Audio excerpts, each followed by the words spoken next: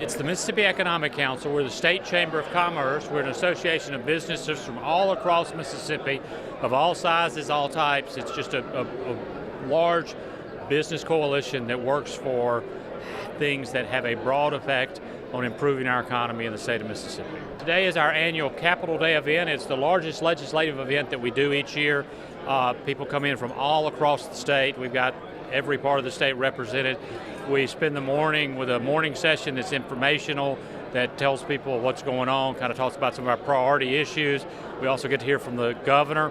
Then we go over to the Capitol, and our legislative leadership, Lieutenant Governor, Speaker, and some other legislative leaders will speak to the group at the Capitol. Have about 1,100, 1,200 people attend the event every year. This year, actually, may even top that. The crowd has been tremendous. It's just a great way to kind of see what's going on across the state, get input from these people about legislative issues as we go forward. This is a fun opportunity. The Capitol has been newly renovated. It looks great, and it's just a great day to be in Mississippi, and we're all glad you came out. With that, let's get started officially with Capitol Day, and we do that with the introduction of our volunteer leader. Every year we have a new volunteer chair. This year it happens to be David Gates, who's the division president of Atmos Energy. He's just a tireless volunteer, just a terrific individual, boundless energy. He's the outgoing chair of the Jackson Chamber Partnership. He's been most recently chair of the Mississippi Energy Institute. He is a dedicated community service volunteer. Please join me in welcoming David Gates.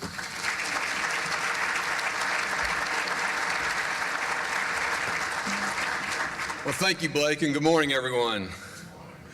Well, I'm very excited to have you all here. We've got a great day here in this meeting room, and then we'll be going over to the Capitol, and then we'll be coming back for that wonderful lunch that you know so much about. So, make plans to be here the whole time. I know you're going to have time to visit and catch up in between, but we've got a great program for you. Let me tell you just a little bit about a couple of things related to Mississippi and MEC. MEC is an organization that touches many bases in Mississippi. Now, Leadership Mississippi is one of them, and is the second oldest leadership program in the nation. Let me get a show of hands from some of the people. I know there's a number of people who are graduates, alumni, or even currently enrolled in Leadership Mississippi. Let me see a show of hands, see how many are around the room. Okay, you can just look around and see. So it's a great program. The challenge sometimes we have is there's more applicants than our room in to have people in the program, but we have a great program with Leadership Mississippi. Another thing we have is the Star Student Teacher Recognition Program. We do that at our annual meeting. Now, this is a wonderful opportunity to recognize both the student who has achieved so much, but they also select the teacher that has had the impact on their life. And together we get to recognize both of them, not only with scholarships, but also recognition, even some financial recognition for those teachers. It is a great opportunity. I can tell you it means a tremendous amount to the teachers, those unsung heroes that we want to recognize. Another thing we do is our Blueprint Mississippi program. And that's really focused on charting our economic course. That's the core, one of the core things that we do. Certainly all of these are core, but so that's one of the core things we do. And that's one of the things that helped us put together this Accelerate Mississippi program on our transportation study. This is independent, vital research that is done to chart a course of what we need to do and what our opportunities are and how do we get where we want to get to in providing economic opportunity in the state. Now, another thing we do that I'll kind of wrap up is we have our Mississippi Scholars and our Mississippi Scholar Tech Master program. Now, that recognizes students who take a road less traveled. These are the students that determine that they're going to do a STEM program, science, technology, engineering, and math, or through the Mississippi Scholars, the brand new Mississippi Scholars Tech Master program, a career readiness program. Now, this is a very rigorous program, and it is a road less traveled. It is not only for the students who are, obviously, you've got those group of students that are recognized every time, everywhere. They're great students. But there's a broader group out there that may be challenged by that coursework. And it's easy to say, no, I'll take the easy road out. No, we want them to take those programs, and we want them to have that recognition. And they get that recognition at the banquet and through a medallion. And so it's an outstanding program, and you'll hear more about that today. By you being here today, you are sending your support for all these programs and much more that the MEC does.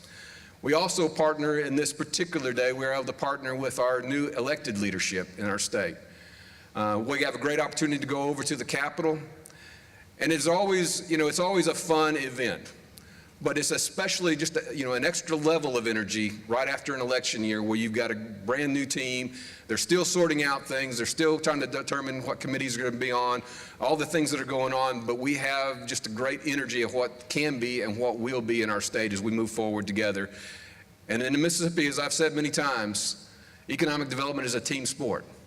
We know we're pretty good at team sports. You saw 4 bowl games just recently. I don't know how many other states, particularly not any other states our size, set 4 teams to bowl games. So we had an outstanding season on that. We've got other sports coming up. We know how to do team sports, and that's what we've got to do in economic development. So Blake, thank you for the opportunity to do that. Let me turn it back over to you for our introduction. And we've got more on the program today. Look forward to participating and engaging. Have a great day. Thank you. Now it's my opportunity to come back up and make an introduction. But how do you make an introduction to someone who absolutely needs no introduction? The first thought that occurred to mind, you could use a resume. Dr. Boyce, I've got a son who's gone back to school, finishing his master's degree. He's fine-tuning that resume. I'm a proud daddy. Anybody out there that needs to see it, I can send it your way. But you don't really need that with this particular case. You know about Moorhead, Mississippi. You know about a deputy sheriff, the legislature, state auditor, lieutenant governor, and now beginning a second term as governor. So you already know about that. Another thing you could do is you could look at accomplishments. But after all, the people just re-elected him with a resounding margin, so you already know that as well. Well, another way you could look at it is look at someone's character, their heart, their soul, and their passion for the people of Mississippi. So allow me to focus a minute or two on some of those things, because that's the Phil Bryant that I know, and the Phil Bryant that has a passion for the future of Mississippi. Now, when we had storms that tragically struck Mississippi around Christmas time just a few weeks ago, a lot of people were busy, had family in, a lot of things going on, new grandson. But there he is. He's on site, not only comforting the people that needed to be comforted in a terrible tragedy, but to send the message to the nation about the resiliency of the people of Mississippi and how we're going to rebound from those kinds of things that strike us from time to time. That's a governor that leads with a strong hand and a warm heart. Now, other times we have exciting times where we have ribbon cuttings, groundbreaking. There he is. He's a whirlwind of activity. I know for a fact there is no off switch. But he's passionately recruiting. You talk about all the marketing tools we have. He is certainly, as well as the chief executive officer, the chief marketing officer for us. He has a lovely first lady, a wonderful family. And while his accomplishments mean so much, it's his servant leader and his approach to really bringing out the best for all of us. Again, with a strong hand and a warm heart. So ladies and gentlemen, please join me in welcoming the Governor of Mississippi, the Honorable Phil Bryant.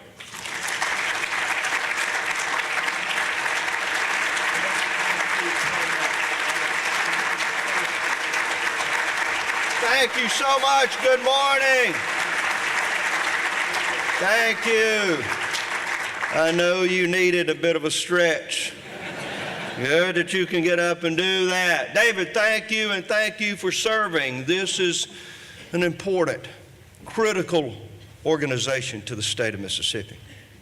As we were listening, Deborah and I, just a moment ago, I was so excited because we were talking about imagining Mississippi, our new theme for this year's inaugural, Dr. Mayfield.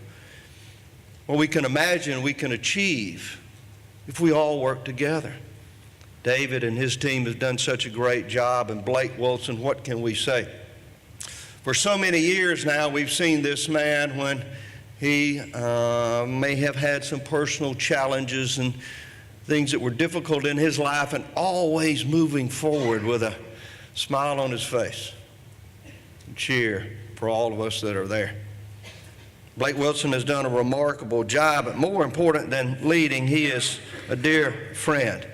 We text quite often. Almost every time he ends that beautiful text with "keep the faith." Have you got one of those "keep the faith" tags?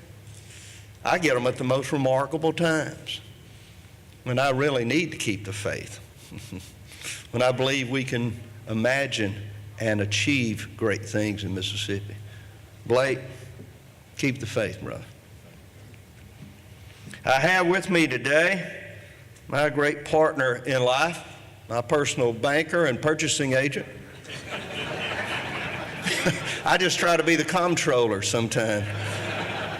The beautiful First Lady of the state of Mississippi, Deborah Bryant. She's here today, and I'm glad she is.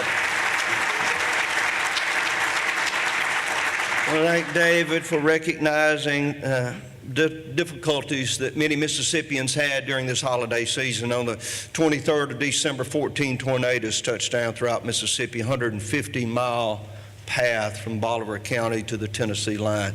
We lost 11 Mississippians. Over 450 homes were damaged or destroyed. The morning of Christmas Eve, I issued a declaration of emergency, then flew directly to the affected area. As I walked through what remained of those homes and saw where lives were lost that Christmas Eve day, it was indeed difficult. But I realized as I hugged and embraced and comforted those that had suffered through that tragedy, that we would overcome that. We would persevere. We would rebuild and renew the area, and in fact, we have. Soon the declaration came from the president, so FEMA and MEMA and all the volunteer organizations, the 8 Days of Hope, the Rubicons, the Salvation Army, the Red Cross, many from Mississippi, the churches that all came together in that holiday season with their chainsaws and trucks and gloves and boots and went to work. It's a remarkable people. It is heartwarming to see that even in that time of tragedy, there is joy. Joy in that great season of hope that came together in Benton and Tippah counties and areas that few of us may ever visit. But now we begin to realize that there are Mississippians there that need our help and continue to do so. And just as soon as that finished, we began to hear talk of floods, rising water, high tides in the Delta. Now, I'm from Moorhead, Mississippi. My mother was born the year after the Great Flood. Everything in our life was either before the flood or after the flood. Floods still go on. But we're meeting them. We're managing them as best we can. And we, again, will overcome and persevere and be better than ever before. The people who are at this time, at this moment, working so diligently to try to mitigate the damages of both of these great effects that we've had are in the thousands. Out today, will be tonight and in the morning and for weeks and months to come. We should continue to pray for their safety and thank them for their service. Now, Blake told me we're ahead of time, so I could take as long as I want. Deborah told me I better get this done. It is so exciting for us to hear this common theme of economic development. For the last 4 years, we preached it and talked it. When I was lieutenant governor, I continued to say, even during the Great Recession, if we're going to rise to the level in which we must be in Mississippi, to be able to afford the support for a limited government in Mississippi, we've got to grow the economy and offer opportunities to our students and children right here at home. Not just jobs, but careers. We're building careers in Mississippi. Over 40,000 new jobs have been created in the last 4 years. $1 billion worth of private economic investment in the state of Mississippi.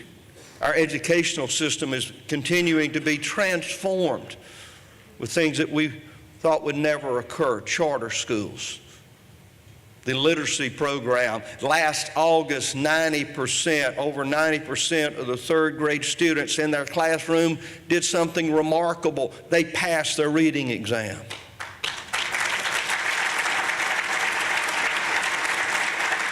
Now, with Joe Sanderson's great help, we began another challenge ahead to make sure that we accelerate Mississippi. I remember when I got elected governor the first time, it may have been a reporter that came up and said, okay, you're like the dog chasing the car.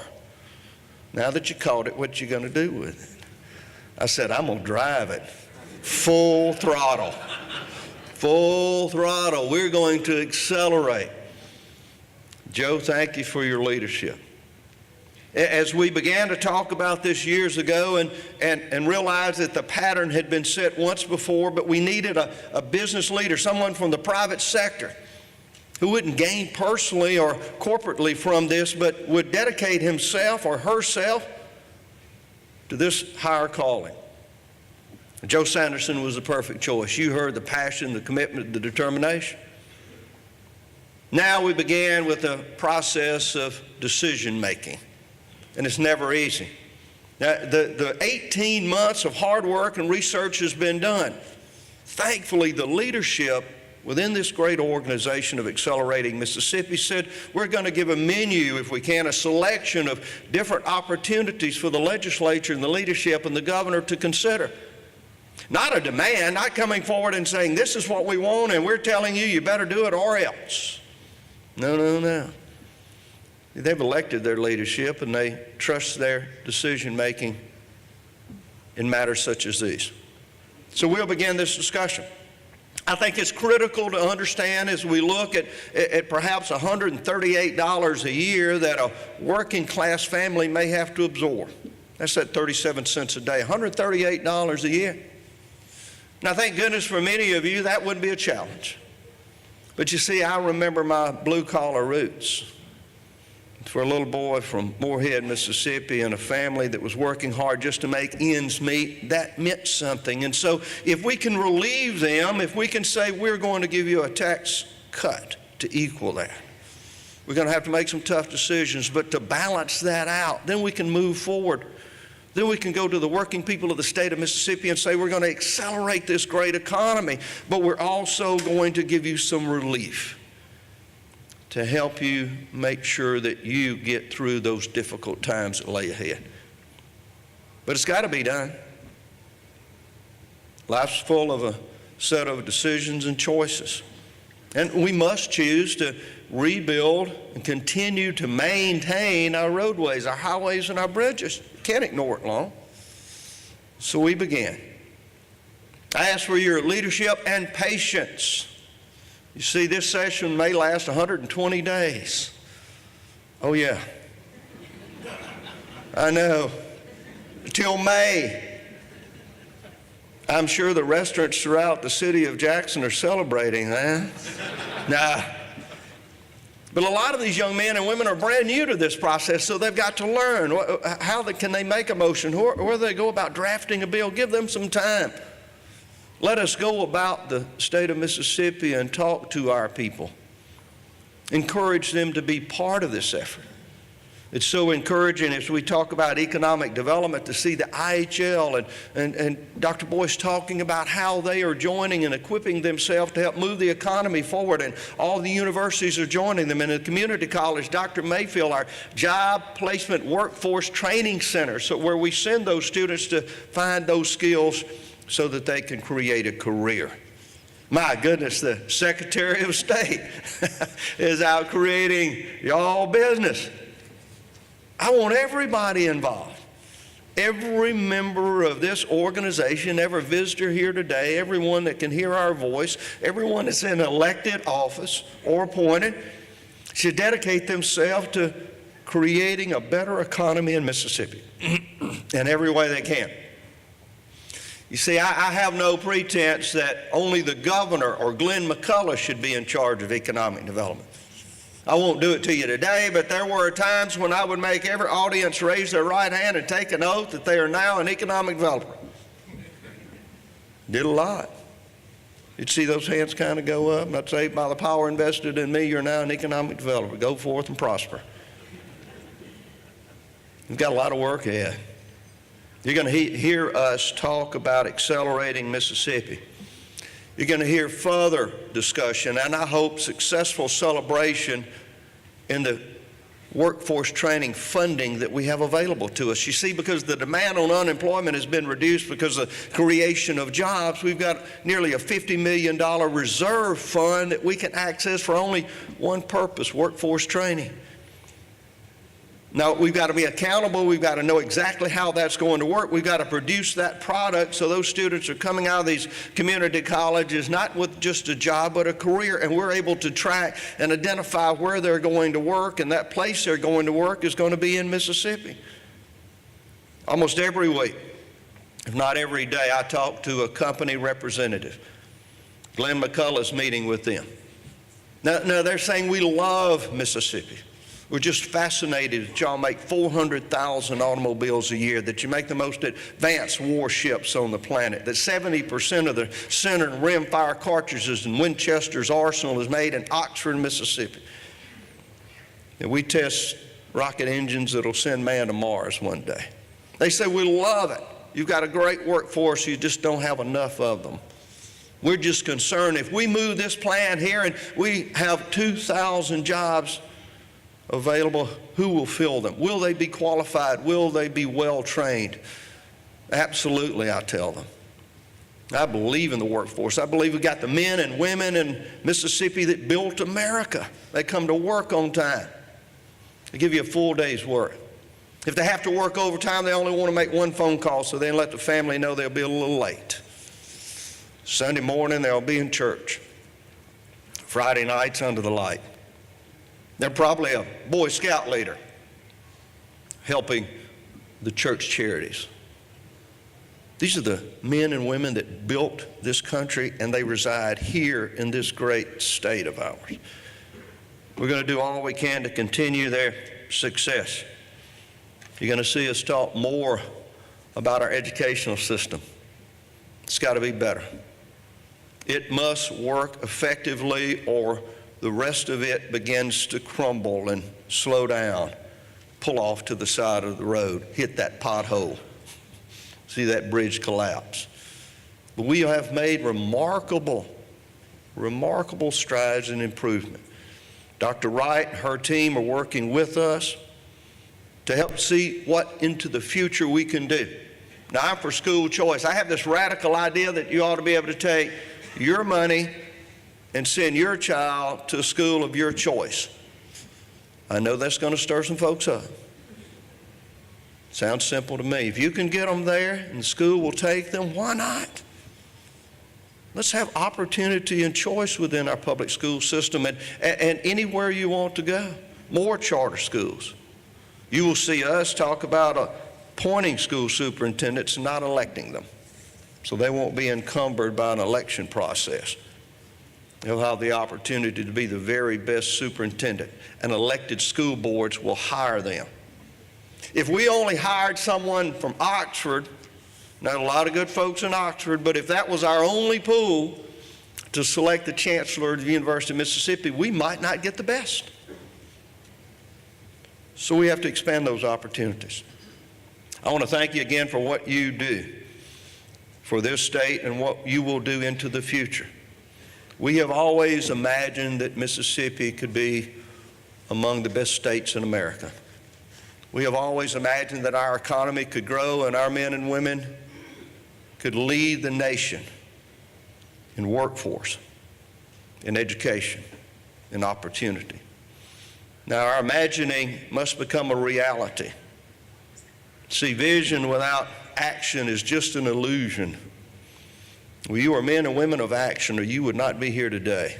It is time to begin to take action and move Mississippi forward. Let's accelerate it today. Thank you, and God bless you.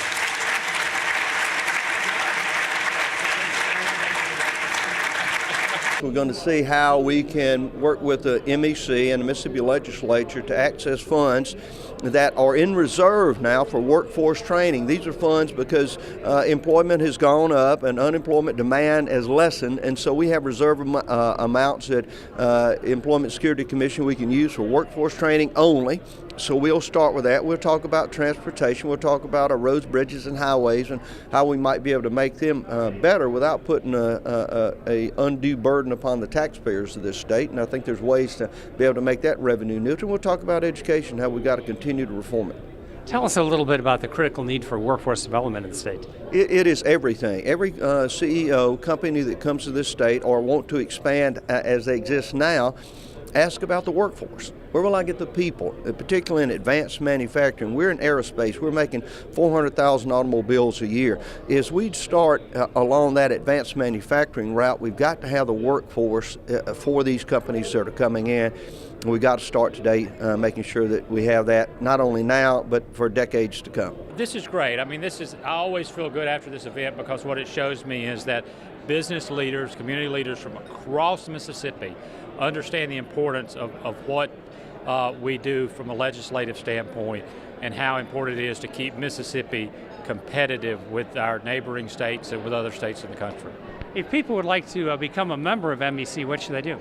We'll be happy to have them join us. We are a totally funded by our business membership. We do not take any dollars from any type of government entities. We are really funded. That allows us to really go out and approach it from a standpoint of what is best for our state without having to worry about all of the politics of it. All you have to do is go to mec.ms. It's mec.ms, and the information is there. Very good. One of the key things, we do a lot of real research and independent studies, and Economic Development Mississippi is a team sport. Now, clearly we know how to do some team sports, had 4 teams in bowl games, do very well in team sports, but that's what it takes, particularly in a smaller state, competing with a lot of larger states. We've all got to work together. We've all got to get on the same page. And this is a way that we do that. These are the business women of the state of Mississippi. These are the companies that provide the jobs. And so they need to be talking to their elected officials. They need to have an impact on their elected officials. And I think they've been doing a very good job at doing just that. Next week is the inauguration. Your goals for the next 4 years? Well, doing a better job of growing the economy in the state of Mississippi. It means everything. Putting more people to work, getting them off of Medicaid, getting them off of some government program, improving education so we'll have more high school graduates that can go on to a college or career. All of this is connected and works together. But it all begins with that K through 12 educational process, and we've got to demand accountability and demand a better system than we have now.